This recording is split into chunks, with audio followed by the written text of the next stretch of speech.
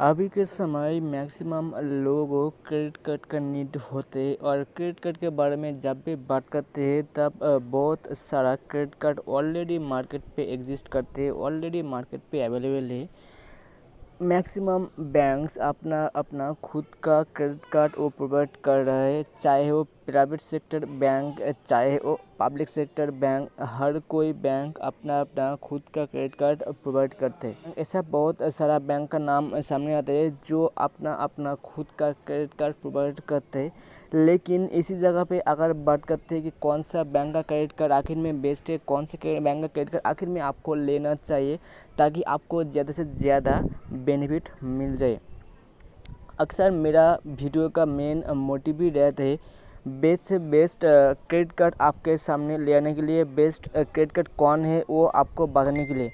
इसलिए मैं बहुत सारा वीडियो बनाता रहता हूँ और इसी के दौरान बहुत सारा क्वालिटी क्रेडिट कार्ड के बारे में वीडियो बना चुका हूँ। और आज जो वीडियो मैं डाल रहा हूँ इनका नाम है Axis bank privilege easy credit card. यानी Axis bank privilege easy credit card का अंदर आपको कितना रुपीज़ तक का बेनिफिट मिलेगा, आखिर में कैसे एक क्रेडिट कार्ड आपको मिलेगा, सब कुछ जितना हो सके उतना मैं एक्सप्लेन करने के लिए कोशिश करूँगा। इसलिए अगर आपको पूरा चीज़ के बारे जानना है, अगर आपको पूरा चीज़ के बारे पता करना है तो इस वीडियो को लास्ट तक देखिए। किसी भी जगह पे आप स्किप मत करिए, नहीं तो बहुत कुछ आप मिस कर जाओगे जो आखिर में आपको जानना चाहिए, जो आखिर में आपको जानना ज़रूरी है।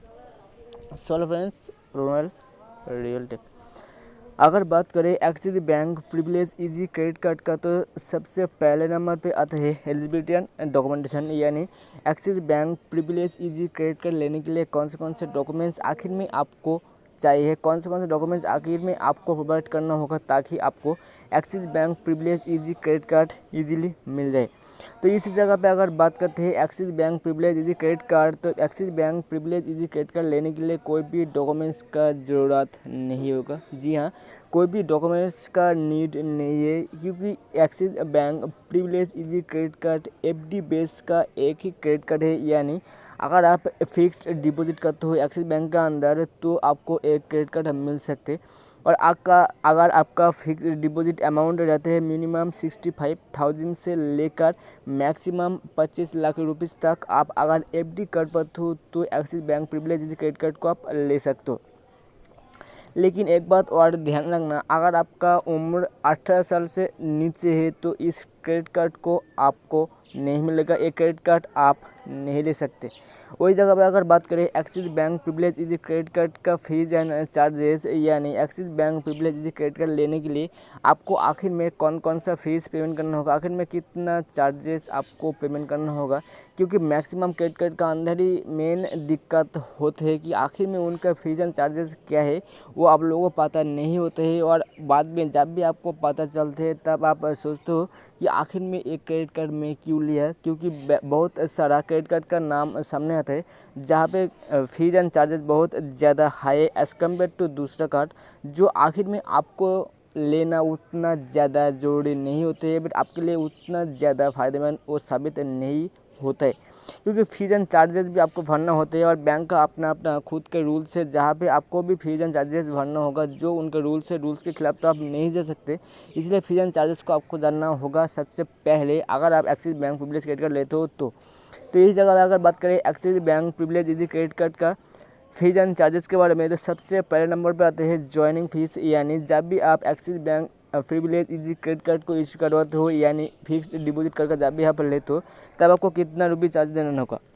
जब भी आप Axis bank privilege easy credit card को इशू करवाते हो तब आपको as a joining fee 1500 rupees देना होगा। लेकिन अगर आप एक एक्सिस बैंक का प्रायोरिटी कस्टमर हो तो आपको ज्वाइनिंग फीस नहीं देना है, आपके लिए ज्वाइनिंग फीस नहीं रहेगा। अगर ईयरली फीस की बात करें, यानी Axis bank privilege credit card का ईयरली फीस कितना रहेगा, तो वही जगह पे मैं बता दूँ joining fees and annual fees same रहेगा, यानी 1500 रुपीज़ का आपको देना होगा। वही जगह पर अगर बात करें standard add on card joining fee और एनुअल फ़ी, यानी अगर आप आपका क्रेडिट कार्ड के अंदर कोई भी एड ऑन कार्ड रखते हो तो आपका एड ऑन कार्ड का ज्वाइनिंग एंड एनुअल फीस कितना रहेगा। तो इस जगह पे एक्सिस बैंक की तरफ से एक क्लियर कर चुका है कि ज्वाइनिंग फीस और एनुअल फीस कुछ भी नहीं लिया जाएगा एड ऑन कार्ड होल्डर से। फाइनेंस चार्जेस यानी रिटेल परचेस एंड कैश का अगर बात करें तो अगर आप फाइनेंस पेमेंट करते हो या फिर फाइनेंस कोई भी परचेज करते हो डिटेल परसेंट कैश का, तो आपको चार्जेस भरना होगा 3.40% पर मंथ, यानी 49.36% पर एनम। अगर कैश विड्रॉल फी की बात करें, यानी आपका क्रेडिट कार्ड के थ्रू अगर आप कैश विड्रॉल करते हो आपका नज़दीकी कोई भी एटीएम मशीन से, तो आपको चार्जेस भरना होगा 2.5% के हिसाब से चार्जेस आपसे लिया जाएगा। और आपका मिनिमम चार्जेस रहेगा 500 रुपीज़ और मैक्सिमम जितना भी आप अमाउंट विड्रॉ करते हो उनके ऊपर ही आपका चार्जेस भरना होगा, आपका चार्जेस लगेगा। अगर कैश पेमेंट फी की बात करें, यानी अगर आपका क्रेडिट कार्ड का बिल अमाउंट आपका नज़दीकी कोई भी एक्सिस बैंक का ब्रांच पे जाकर सबमिट करते हो, जमा करते हो, तो आपको चार्जेस भरना होगा 100 रुपीज़। अगर आपका कार्ड खो जाते हैं या फिर जल जाते हैं या फिर चोरी हो जाते हैं, तो आप अगर उस कार्ड को रिप्लेस करवाना चाहते हो तो आपका ज्वाइनिंग फीस या फिर रिप्लेसमेंट फ़ी रहेगा 100 रुपीज़। अगर डुप्लीकेट इंस्टॉलमेंट की बात करें तो डुप्लीकेट इंस्टॉलमेंट के लिए कोई भी फीस आपसे नहीं लिया जाएगा। अगर ओवर ड्यू पेनल्टी फ़ी की बात करें, यानी अगर आपका क्रेडिट कार्ड का बिल आप ठीक समय पे पेमेंट नहीं करते हो तो आपका कितना चार्जेस लगेगा। तो यही जगह पे मैं बता दूँ कुछ चार्जेस एक्सिस बैंक की तरफ से लिया जाएगा, जो इन जगह पे क्लियर कर चुके हैं। जब भी आप एक्सिस बैंक का क्रेडिट कार्ड लोगे, यानी Axis bank privilege credit card लोगे, तब आप बैंक से भी पूछ सकते हैं कि इनका अंदर कितना चार्जेस आखिर में लागू होता है। तो इस जगह पे मैं बता देना चाहूँगा, अगर आप Axis bank privilege credit card लेते हो तो इनका ओवर ड्यू पेनल्टी फी भी इन पे लिखा है, इंक्लूड है, जहाँ पे अगर आपका मिनिमम ओवर ड्यू अमाउंट रहता है 300 रुपीज़, तो आपका कोई भी चार्जेस नहीं लगेगा, आपका कोई भी चार्जेस नहीं रहेगा। लेकिन अगर आपका मिनिमम ओवर ड्यू अमाउंट रहते हैं 301 से लेकर 500 रुपीज़ तक, तो आपका चार्जेस रहेगा 100 रुपीज़। और अगर आपका मिनिमम ओवर ड्यू अमाउंट होता है 501 से लेकर 1000 रुपीज़ तक, तो आपका चार्जेस रहेगा 500 रुपीज़। लेकिन अगर आपका मिनिमम ओवर ड्यू रहता है 1001 से लेकर 10,000 रुपीज़ तक, तो आपका चार्जेस रहेगा 500 रुपीज़। और वही जगह पे अगर बात करें आपका minimum amount of over due 10,001 से लेकर 25,000 रुपीज़ तक, तो आपको चार्जेस भरना होगा 750 रुपीज़, यानी 750 रुपीज़। लेकिन वही जगह पे अगर बात करें 25,000 से ऊपर, यानी 25,000 से लेकर 50,000 रुपीज़ तक, तो आपको चार्जेस भरना होगा 1,000 रुपीज़। अगर ओवर लिमिट पेनल्टी की बात करें, तो आपको ओवर लिमिट पेनल्टी के रूप पे आपको चार्जेस भरना पड़ सकते हैं 2.5% का हिसाब से। मिनिमम आपका चार्जेस रहेगा 500 रुपीज़ और मैक्सिमम जितना भी आपको ओवर ड्यू अमाउंट रहेगा उनके हिसाब से आपको चार्जेस भरना होगा। चार्जेस स्लिप, रिटर्नेबल फ़ी और कॉपी ऑफ रिक्वेस्ट का अगर बात करें तो उन पर कोई भी चार्जेस नहीं है। आउटस्टेशन चेक फ़ी का कोई भी चार्जेस नहीं है। लेकिन अगर आप चेक रिटर्न करते हो और डिसऑनर फ़ी और ऑटो डेबिट रिवर्सल फ़ी का बात करें, तो आपका ऑटो डेबिट रिवर्सल पे चेक रिटर्न जो फ़ी रहेगा वो आपको भरना होगा 2% का हिसाब से। और आपका मिनिमम अमाउंट चार्जेस रहेगा 450 रुपीज़ और मैक्सिमम कोई भी लिमिट नहीं है, जितना भी आपका अमाउंट है उस हिसाब से आपको देना होगा। चार्जेस ऑन परचेज और कैंसिलेशन ऑफ रेलवे टिकट्स की अगर बात करें तो as per the IRCTC terms and condition, as per the IRCTC guideline आपको चार्जेस भरना पड़ेगा। अगर हम फेल ट्रांजेक्शन चार्जेस की बात करें, तो अगर आपका क्रेडिट कार्ड के थ्रू कोई भी फेल भरवाते हो तो आपका कुछ ना कुछ चार्जेस लगते हैं जो 1% के हिसाब से ले जाते हैं। लेकिन अगर आप Axis bank privilege easy credit card के थ्रू कोई भी फेल भरवाते हो तो आपका जो भी चार्जेस रहेगा 1% के हिसाब से वो चार्जेस नहीं लगेगा या नहीं रिफंड कर दिया जाएगा। और आपका मिनिमम अगर फुल ट्रांजेक्शन अमाउंट रहता है 400 से लेकर 4,000 रुपीज़ तक, तो ही आपका फुल चार्जेस वही बार मिल जाएगा। लेकिन उससे अगर ज़्यादा है तो नहीं मिलेगा, फिर उससे अगर कम है तो भी नहीं मिलेगा। अगर फॉरेन करेंसी ट्रांजेक्शन की बात करें, तो अगर आप Axis bank privilege easy credit card के थ्रू कोई भी फॉरेन करेंसी ट्रांजेक्शन करते हो तो आपका फॉरेन करेंसी ट्रांजेक्शन के ऊपर 3.50% के हिसाब से आपका चार्जेस लगेगा। इन जगह कोई भी मिनिमम या फिर मैक्सिमम चार्जेस का कोई भी चक्कर नहीं है, जितने भी आपका फॉरेन करेंसी रहेगा उस हिसाब से आपको चार्जेस भरना होगा। अगर मोबाइल अलर्ट्स ऑन ट्रांजेक्शन, यानी मोबाइल अलर्ट्स जो भी SMS आते हैं वो SMS अगर बात करें, हॉट लिस्टिंग अगर बात करें या फिर बैलेंसिंग करें, कोई भी चार्जेस आपसे नहीं लिया जाएगा, फ्री ऑफ कॉस्ट ही रहेगा। अगर बेनिफिट एंड फीचर्स की बात करें, तो अगर आप Axis bank privilege easy credit card लेते हो तो इस जगह पे आपको उतना ज़्यादा बेनिफिट देखने के लिए नहीं मिलेगा। लेकिन फिर भी जो भी बेनिफिट मिलेगा वो आपके सामने सब कुछ बैंक की तरफ से क्लियर कर दिया जाएगा जब भी आप इस क्रेडिट कार्ड को लेते हो तो। लेकिन एक और इम्पोर्टेंट बात मैं बता दूँ, जब भी आप Axis bank privilege credit card लोगे, लेने के बाद जब भी आपका क्रेडिट कार्ड आप एक्टिवेट करोगे, तब आपका क्रेडिट कार्ड के अंदर 12,500 एज रिवॉर्ड्स पॉइंट क्रेडिट कर दिया जाएगा जो रिन्यूएबल है, यानी आप रिडीम कर सकते हो।